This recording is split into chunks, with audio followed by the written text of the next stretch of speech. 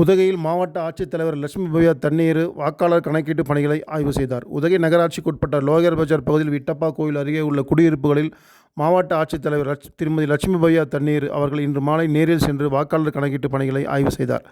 இந்திய தேர்தல் ஆணையத்தின் வழிகாட்டுதல்படி நடைபெற்று வரும் வாக்காளர் சிறப்பு திருத்த பணிகள் குறித்து பொதுமக்களிடம் நேரடியாக சந்தித்து படிவம் 6, 7, 8 உள்ளிட்ட தேர்தல் ஆணையத்தின் படிவங்களை வழங்கி விவரங்களை சரிபார்த்தும் புதுப்பித்தும் மாவட்ட ஆட்சியர் ஆய்வு மேற்கொண்டார். இந்த சந்திப்பின் போது உதகை நகரமன்ற ஆணையாளர், தாலுகா தேர்தல் அலுவலர்கள் மற்றும் துணை தேர்தல் அலுவலர்கள் உடனிருந்தனர். மேலும் பொதுமக்களிடம் வாக்காளர் பட்டியலில் தங்கள் பெயர், முகவரி, வயது உள்ளிட்ட விவரங்கள் சரியாக உள்ளதா என்பதை உறுதிப்படுத்திக் கொள்ளுமாறு மாவட்ட ஆட்சியர் கேட்டுக்கொண்டார்.